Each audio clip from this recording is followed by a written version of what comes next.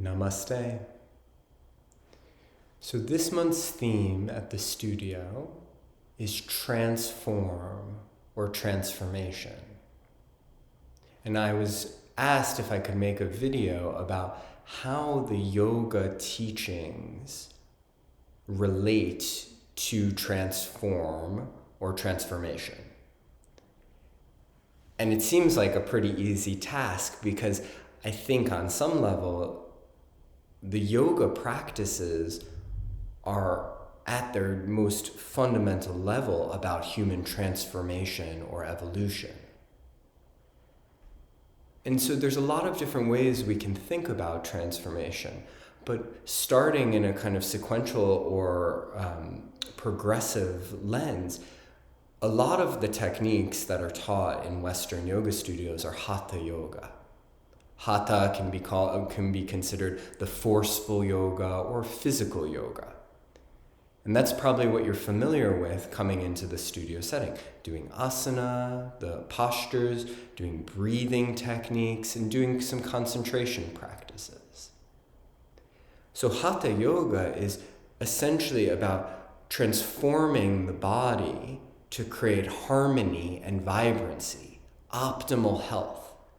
So we remove all the stagnation or the blockage that's in the body. That can be done by the Shatkarma Kriyas, the cleansing techniques. That can also be done by the asanas. It can also be done by dinacharya or daily rhythms or practices. All of those techniques are designed to kind of cleanse the body.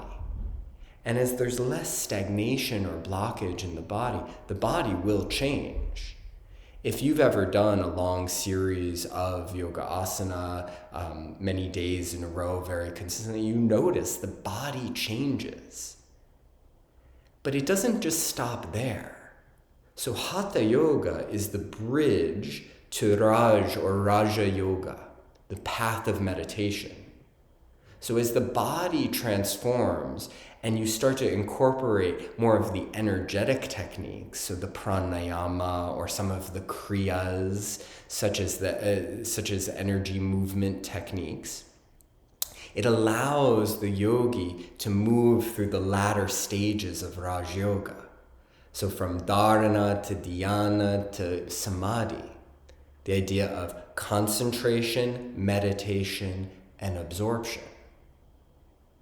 So as the physical body changes, then the energetic body changes, then the mental body changes. And as a yogi experiences one-pointed concentration, the mind becomes very sharp. And the last stage or last limb is about absorption. When the mind is sharp enough that it can become absorbed into stillness, one can experience self-knowledge, knowledge of the true nature.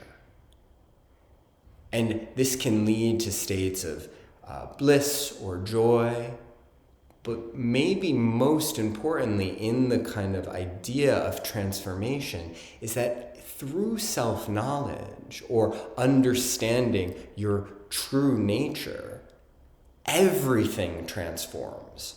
Because through that sharpness of the mind and self-knowledge, one starts to begin to realize that you are different in the associations of your life. So if we're trapped in a way where we don't know the self, where we are attached or kind of caught in the story of the ego, it leads to a lot of suffering.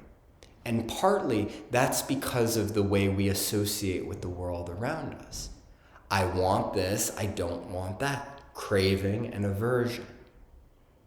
And what that leads to is this kind of endless cycle of doing things that feel good and avoiding the things that are not feeling good to protect the ego.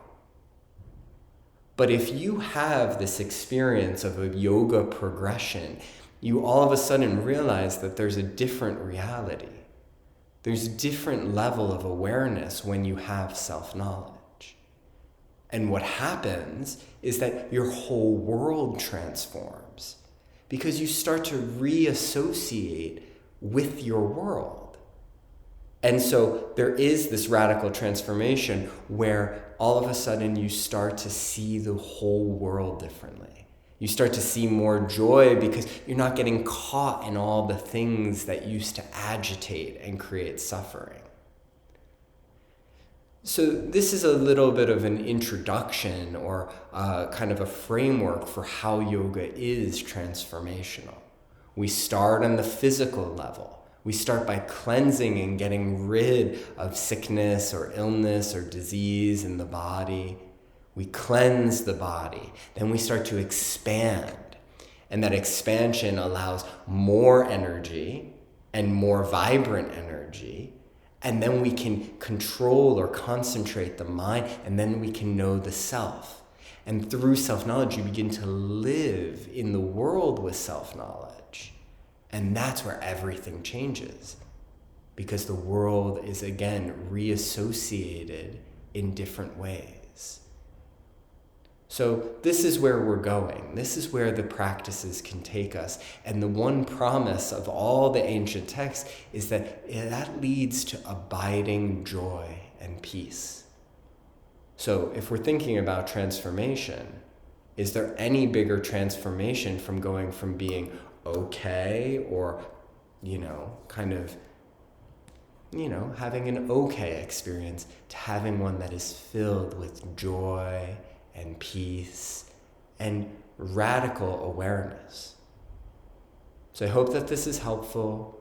Please be in contact if you have any questions about the techniques, and I wish you all the success in all of your practices and all of your pursuits. Namaste.